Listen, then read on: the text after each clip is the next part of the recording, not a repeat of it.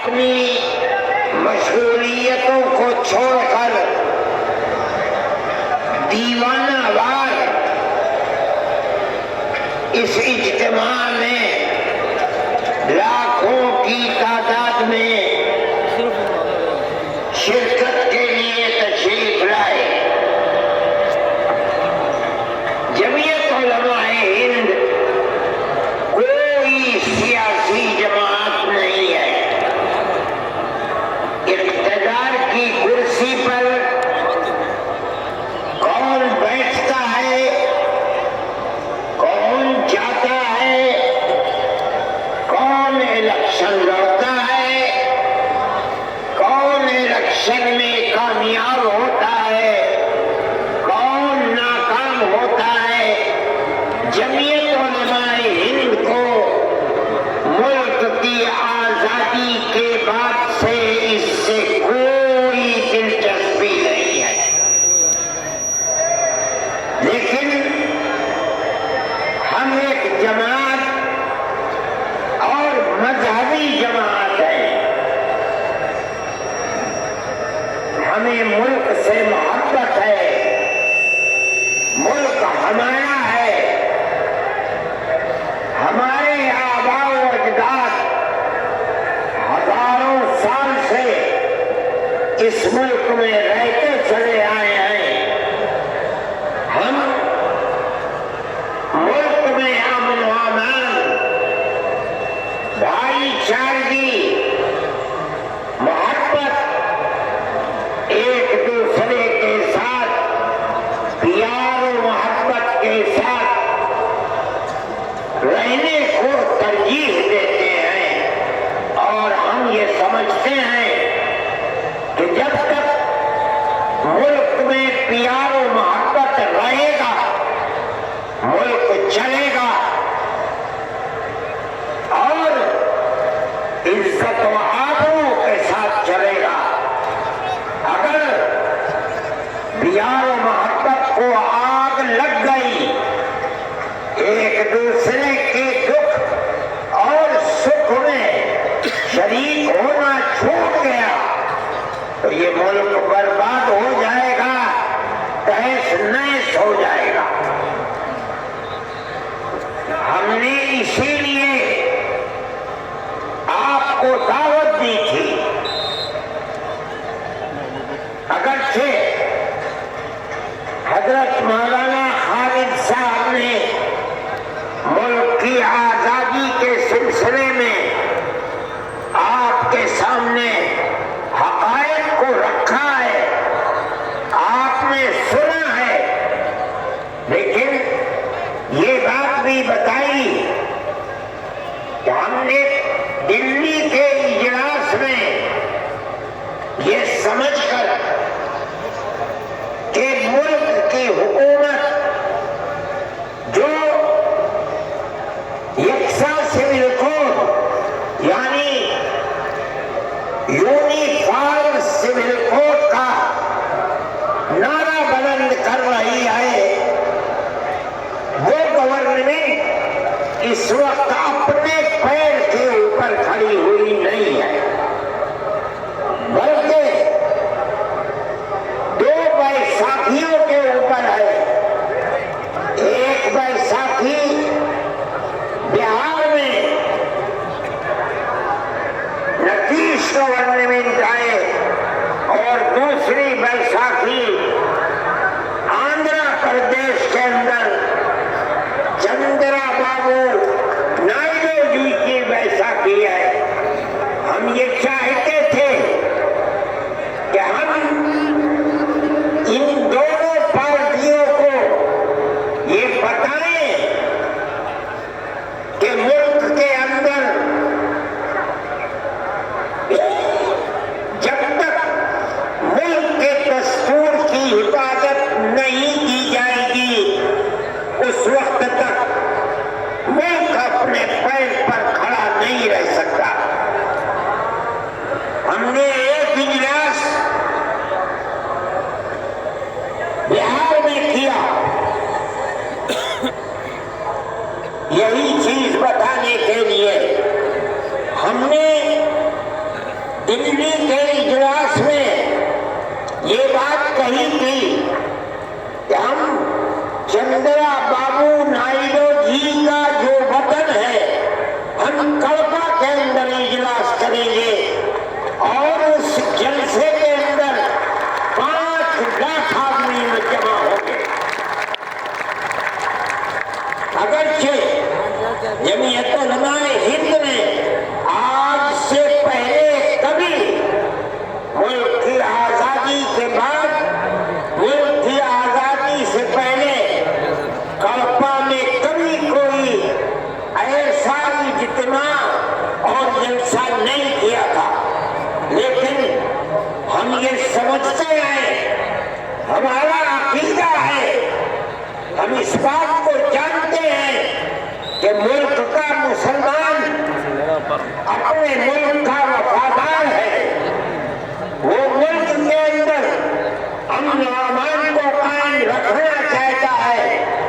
हमने 5 लाख आदमियों को दावत दी और आज इस जलसे में 5 लाख से ज्यादा लोग जमा हैं। आना जाना मुश्किल है, चलना फिरना मुश्किल है।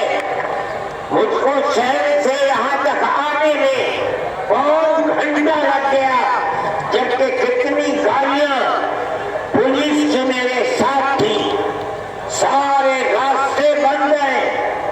मैं यहाँ आ गया। मैं खुश हूँ इस बात से कि आप इतनी बड़ी तादाद में यहाँ आए।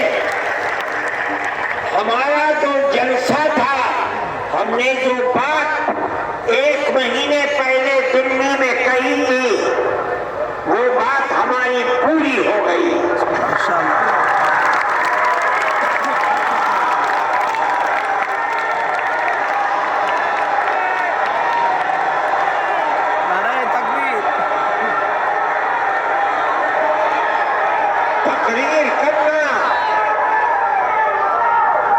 तकरीर करना हमारा मकसद नहीं था। हमें तो गवर्नमेंट को ये दिखलाना था, चंद्रा जी की गवर्नमेंट को, कि आप जिस सूबे और स्टेट के चीफ मिनिस्टर हैं, वहां का मुसलमान चाहता क्या है। बेशक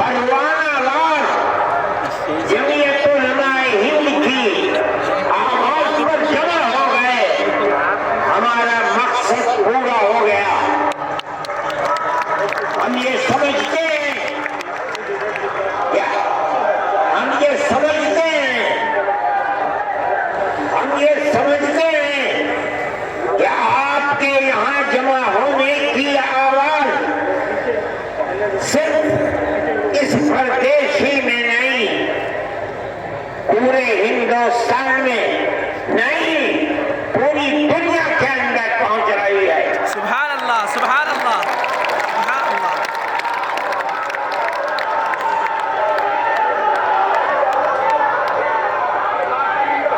हम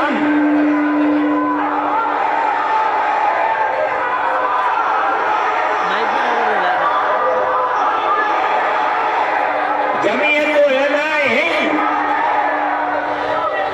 जमीयत उलमाए हिंद यकीनी समझती है कि अल्लाह अगर चाहेगा तो ये बिल रिजेक्ट होगा, पास नहीं होगा इंशाअल्लाह।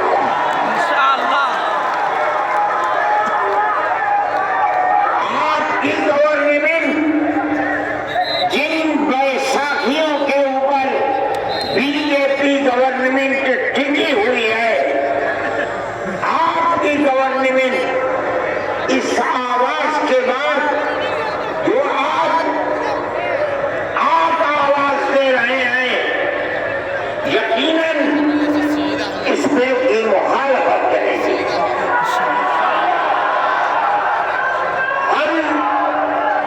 इस मुल्क के रहने वाले हैं।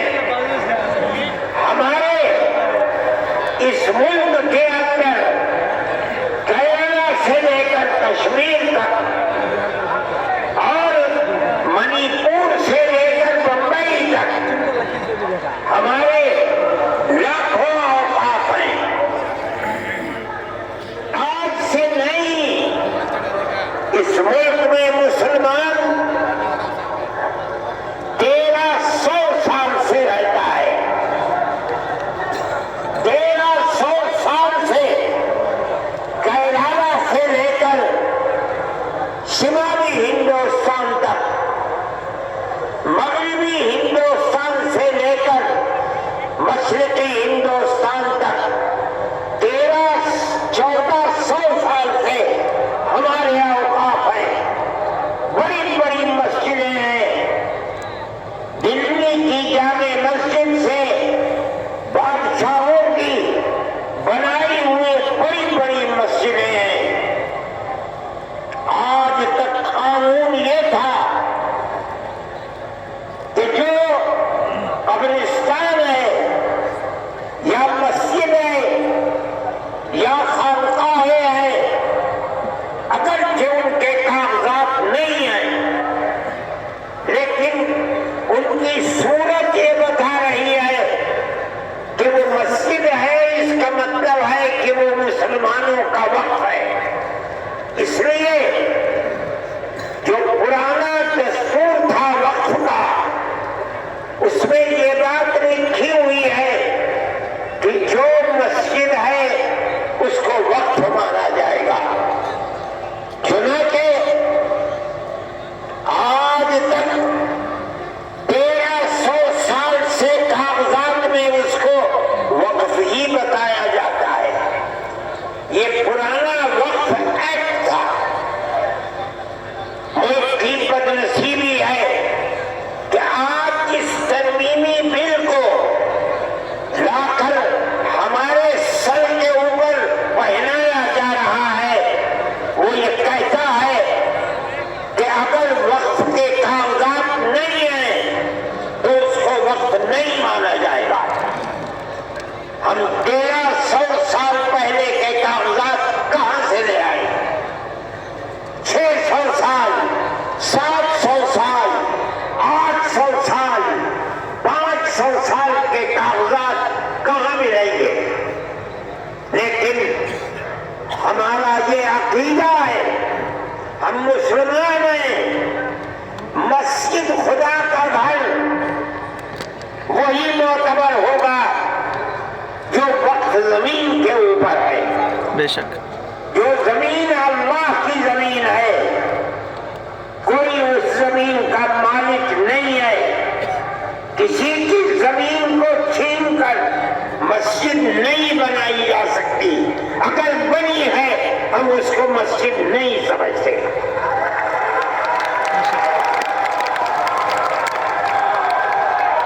मस्जिद खुदा का घर वही है जो खुदा की जमीन के ऊपर है। जो अल्लाह की जमीन पर नहीं है हम उसको मस्जिद नहीं मानते। बाबरी मस्जिद का मुकदमा 50 साल तक जमीयत उलमा ने लड़ा है।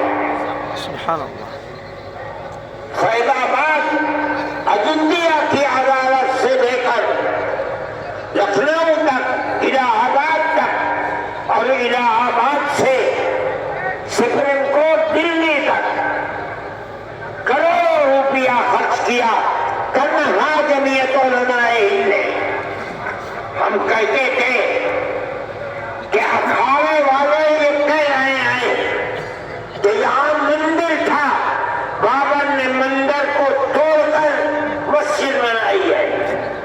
हम कह रहे थे, हमने अदालतों में कहा, प्लेटफार्मों पर कहा, सुप्रीम कोर्ट में कहा कि अगर ये कानूनन साबित हो जाए कि बाबर ने मंदिर को तोड़कर राम जन्मभूमि में मस्जिद बनाई है, हम छोड़ देंगे। लेकिन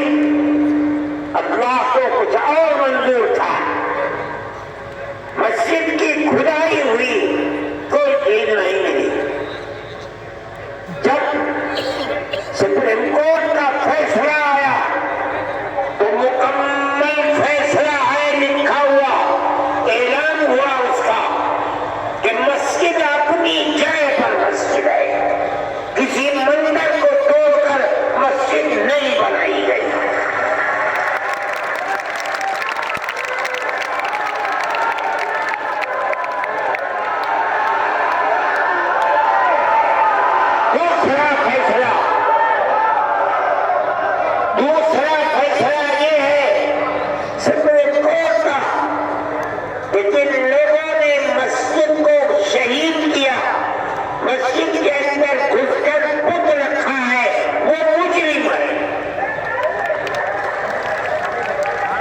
लेकिन हम ये समझ रहे हैं कि तीसरा फैसला अब यकीनन ये आएगा कि मस्जिद मस्जिद है, मंदिर नहीं है, मुसलमानों का हक है। लेकिन तीसरा फैसला आया कि हम मस्जिद अखाड़े को देते हैं। हम कुछ नहीं कर सके, वो हमारी सबसे बड़ी अदालत है।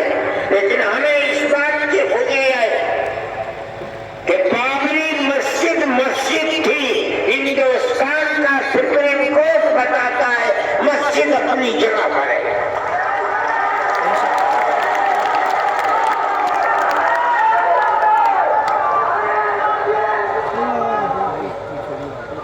आज उसको मंदिर बना दिया, लेकिन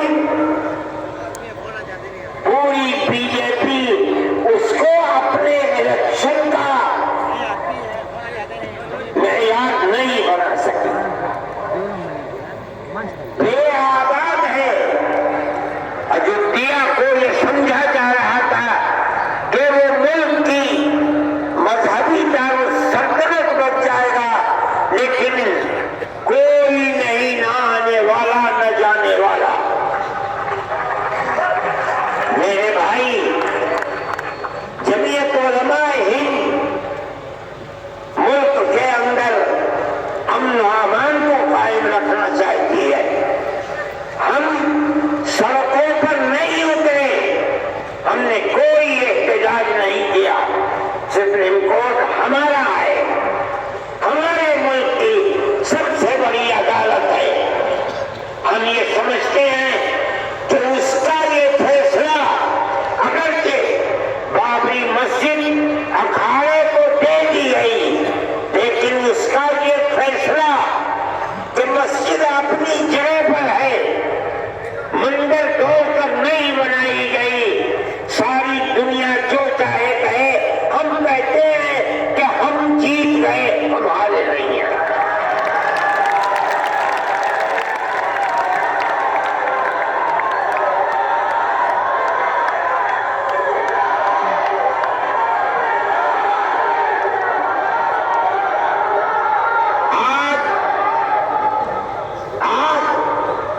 ये मसला वक्त का चला दिया।